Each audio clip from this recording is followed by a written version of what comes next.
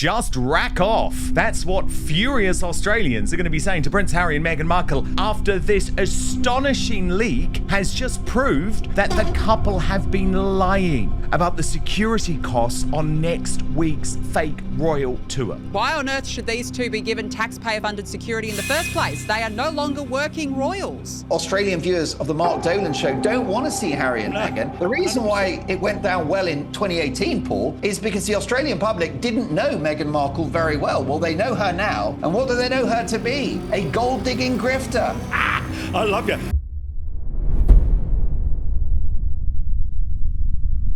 Australians don't want them there, they're not interested, and they've raised a petition in Australia to say, look, if they do come, free country, but if they do come, they're coming as private citizens. This is not a royal tour, and we do not want a single penny of Australian taxpayers' money spent on the police protecting these two. 40,705 Australians. That's the live count this morning on a change.org petition whose banner image reads, word for word, we don't want you here. 758 names added today alone, and the couple it targets, Prince Harry and Meghan Markle. The full title is blunt: no taxpayer funding or official support for Harry and Meghan's private visit to Australia. Now, these two are literally living a fantasy now. There's no royal visit. They don't even have a charity. This is all just a private money-making tour. A Sydney-based group called Beyond Australia launched it on November 14th, 2025. For 4 months, it barely moved, about 200 names. Then mid-March, something cracked open. 10,000, 30,000, 40,000, signing faster than Archewell can spin. Beyond Australia wrote directly to PM Anthony Albanese, NSW Premier Chris Minns, and Victorian Premier Jacinta Allen with one question: will a single taxpayer dollar touch this trip? The PR and the pomp and pageantry almost of being part of the royal family, but they don't really want any of the responsibility, do they? They like to turn up to events, have a few photos taken, look like the charming, lovely people that they wish to present themselves as, and then go home, then go back to California. Status as of this week, awaiting response. 3 Australian agencies have already stepped back. PM and Cabinet said no involvement. Home Affairs said the same. The Australian Federal Police said it does not comment on protection arrangements. Not one Australian politician has stood up and defended the visit. That silence is louder than the petition. Can I just tell you that Australia has tackled illegal immigration very successfully, and I think given the fact that Harry and Meghan are on their way, I think it's time to reactivate Operation Sovereign Borders, Paul. Airstrikes, get the boats out. Look, 40,000 signatures on a country of 26 million isn't a revolution. The petition's own organizers would tell you so, but it's a number loud enough that every Australian MP now has to pretend they haven't seen it. And that changes the math for a couple whose entire 2018 welcome rested on the opposite belief that Australia loved them, no questions asked. That belief just died on a petition page, and nobody inside the Sussex camp seems to have read the obituary.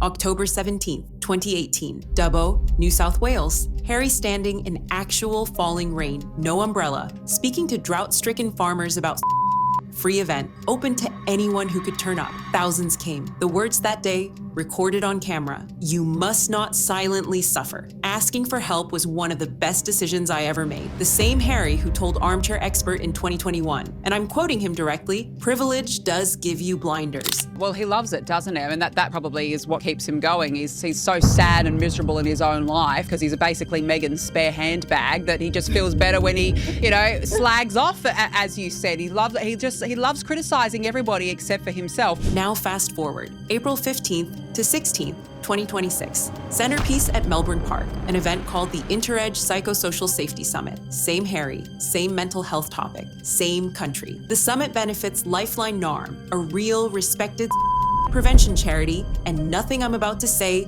attacks that charity. What's in question is the ticket wall. Platinum, 2,378 Australian dollars. Gold, 1,978 Australian dollars. Then on April 6th, 9 days before the summit, the organizers quietly dropped 2 brand new tiers onto the booking page. a delegate pass at 997 Australian dollars, a virtual pass at 498 Australian dollars. The delegate tier undercuts the gold by more than 50%. I can't imagine why nobody's going, can you? I mean, it sounds so interesting, doesn't it? Yeah, it sounds so interesting.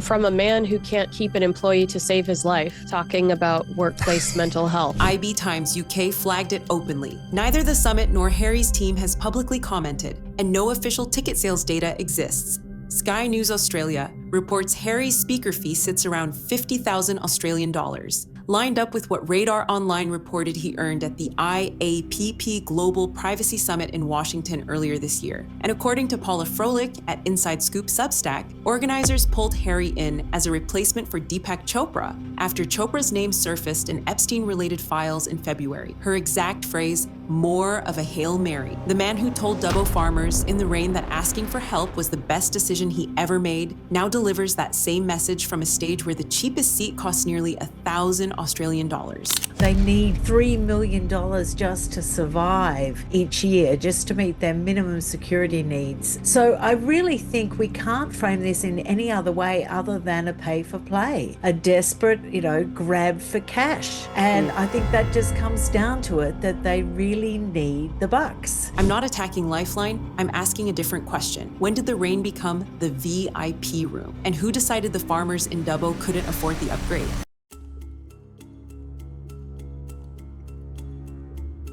Obviously what's going on here is some guy in Australia has gone, I'm starting up a wellness retreat. Who can I get to come and promote it and see if I can get some publicity for it? I know.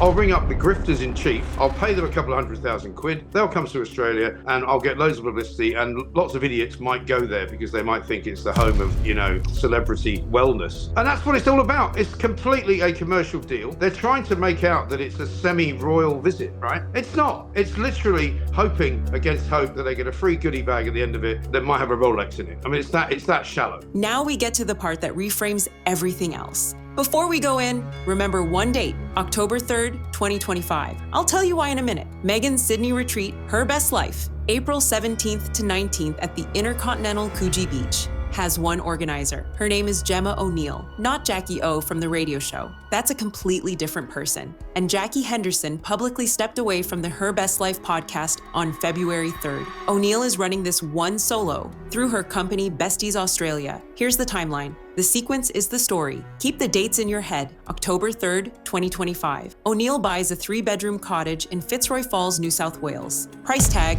1.025 million Australian dollars. Property records confirmed by Daily Mail, Australia, and GB News. 7 weeks later, November 25th, 2025, O'Neill's separate talent company, Gemmy Agency Pilotity, enters voluntary liquidation. ASIC Public Records, public documents, not whispers. They think somehow that Australians are a little naive, a little easy to in as far as flogging her as ever merchandise. I think she thinks we're, hicks down under that won't see through it all and be just so honoured that she's graced us with her spreads. February 20th, 2026. O'Neill tells the administrators she cannot contribute to repayments. Her stated reasons on record: no personal savings, limited income, failed refinancing on her Sydney apartment. February 24th, 2026. Grant Thornton, Australia, files the statutory creditors report. Total debts: 546,848 Australian dollars. Of that, 543,548 Australian dollars is owed to the Australian Taxation Office. The administrators flagged a 7-figure commission payment to an unnamed key client that, in their own written words, was not supported by any documented loan agreement, commercial consideration, or demonstrable benefit to the company. They also noted the agency may have been insolvent as far back as December 2024. 2 weeks later, March 11th, 2026. O'Neill announces Meghan, the Duchess of Sussex, as the headline speaker for a 2,699 Australian dollar a ticket retreat. She's never sold, 100,000 quid's worth of jam, quite frankly. No way.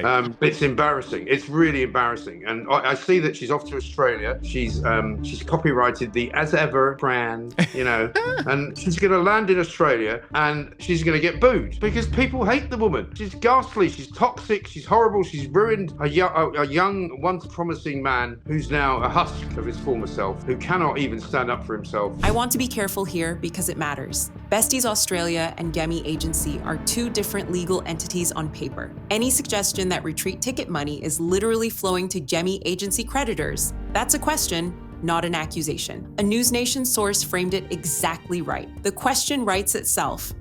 Who's actually financing this event, and where does the money go? O'Neill has not answered that publicly. Around the same time, she deleted her personal Instagram. Margaret in Melbourne, watching all of this, is allowed to ask out loud what Archewell apparently didn't ask in private. Who exactly did Meghan's people vet before they said yes?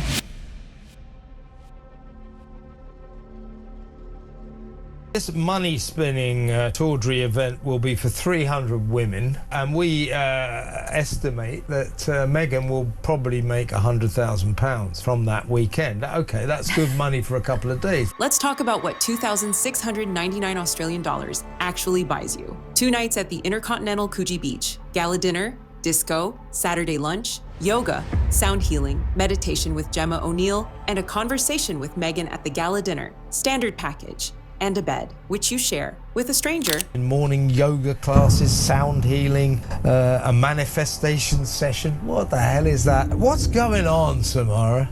Meghan is trading trash for cash at this point. I mean, seriously, she is. If you're going solo, got you in for $2,699, you'd think you wouldn't have to share anything. The only route to your own room is the VIP tier at 3,199 Australian dollars. Ocean view, goodie bag, photo with Meghan. Then 7 News reporter Ariana Pazeshki paid her own 2,699 Australian dollars as a genuine paying customer. She asked if she could keep her own room. She requested a tax invoice. That's when organizers clocked she worked in media. Organizers refunded her ticket on the spot and revoked her access. The reason given, no media permitted. There was 0 disclosed eligibility bar on media professionals at point of sale. So if you're an online psychotic sycophant of Meghan, you're more than welcome to come. But if you're a professional woman that happens to work in a media career, no, sorry, we'll take your money, then we'll kick you out. It's honestly, this has just got disaster written all over it. Ariana wrote the whole thing up in 7 News magazine on April 9th, emails included. Meanwhile, the sold-out line started sliding. Mid-March, Now to Love reported the website read, ticket allocation now exhausted. As of this week, it reads, direct quote, a handful of additional rooms just released. One Reddit user caught it. This is practically begging people to sign up. Others noticed the retreat dates had sat unavailable on the Intercontinental's own booking system for weeks, which suggests the room block never fully moved in the first place. Gwyneth Paltrow's Besties event, which was in 2023. It's basically an influencer blackout. Now, the difference, the contrast with Meghan is the fact that there is nothing. I am shocked. There is no excitement. There's no build-up. There's no one willing to break their silence, anyone of note, to say that they're actually going to the event. Think about what that actually means. You pay $2,600. You fly into Sydney, a stranger walks into your bedroom and says, hey, I guess we're roommates? And if you happen to carry a press card in your handbag, you don't even get that. They walk you out. This isn't empowerment. Empowerment doesn't make you share a bed. It's a paid meet and greet, and the organizers just got caught trying to control who was allowed to see it.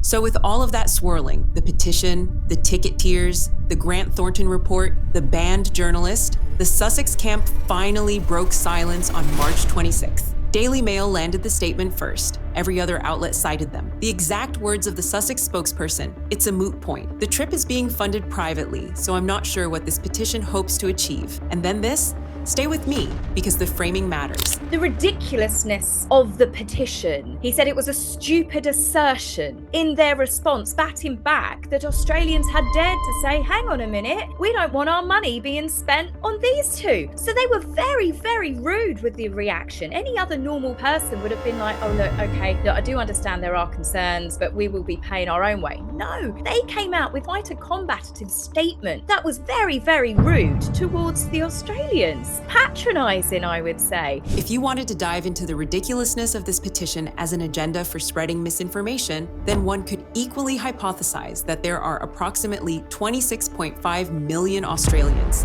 99.98% of the population, who haven't signed it, who must therefore agree with the taxpayer picking up the tab for their visit. They've hit back furiously, saying, no, no, no. OK, 32,000 people have signed this petition, but 25 million Australians haven't. So therefore, they're very popular. When they get to Australia, those two, they are going to get booed.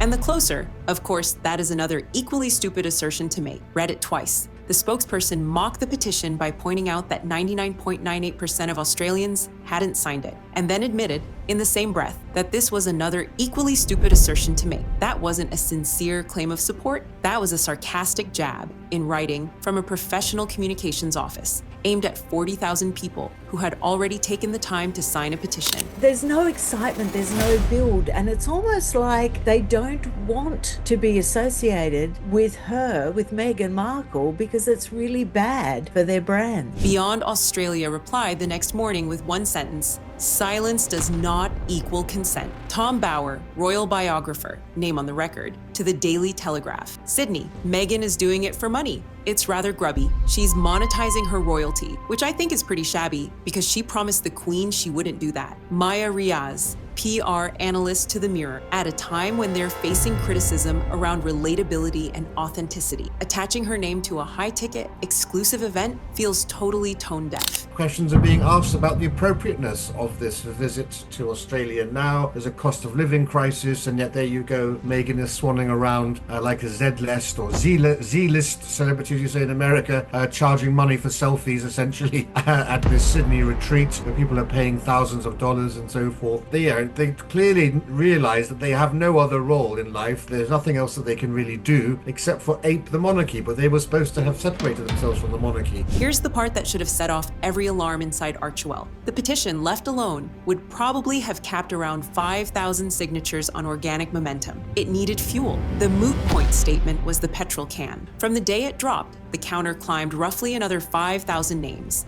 Meghan's team didn't just fail to kill the story, they walked over and handed it a microphone.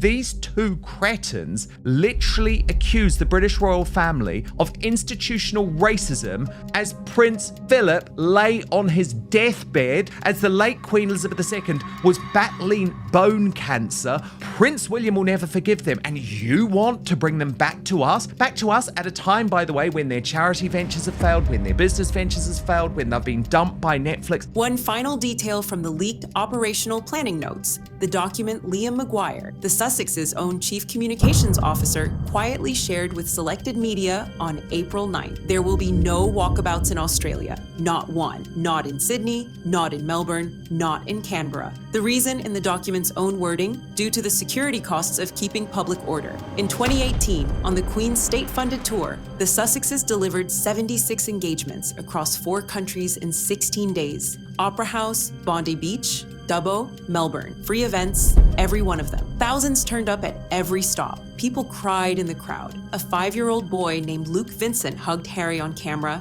and Australia adopted that image as national memory. Protect the public from what exactly? I mean, they think there's going to be so many people there, they'd need to set up railings, they'd need crowd control? Absolutely not. The few people that might turn up to see Harry and Meghan, I don't think are really going to have nice things to say about them, but that's all it's going to be. A boo here and there. So what, they've got police protecting them from people booing? Good luck with that.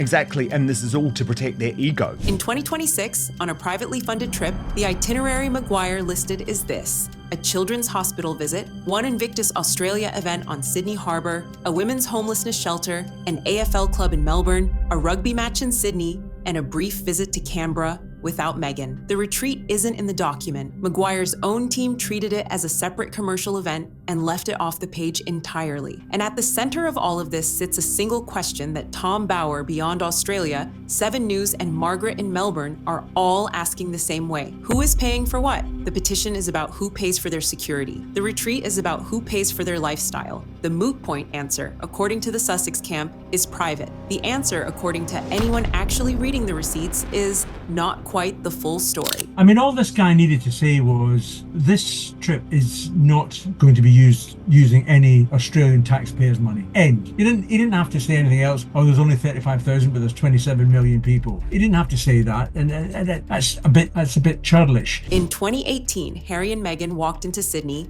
and the country ran toward them. In 2026, they're flying into a petition that says, "We don't want you here," a retreat run by someone whose separate company owes $500,000 to the tax office, a keynote that had to slash 50% off its price 9 days before showtime, and an audience that's been told, by Harry's own operations document, they're not even allowed to turn up and wave. That's not a royal tour, that's a pay-per-view. None of us were in that room on March 26th when the spokesperson drafted moot point. Their skin is so thin, they are so easily triggered that it's just beyond them to actually stay silent no matter what the consequences are. We're all working with the same public information: ASIC records, Change.org counters, 7 News reporting, Tom Bowers' quotes on the record, the Grant Thornton creditors report. What we do with that information is one question. What Archewell does with it is the question that matters. If this is the kind of investigation that keeps you watching, the next one goes further, because buried inside that February 24th Grant Thornton report is a detail I didn't have time to fully open today. A 7-figure commission payment the administrators themselves said had no contract, no documentation, no stated purpose. Tom Bowers' betrayal addresses exactly this kind of pattern in a separate context. Put the two side by side, and the picture gets a lot darker. That video drops next. This is Star Spotlight. In the land of royal commentary, the receipts always find their way home.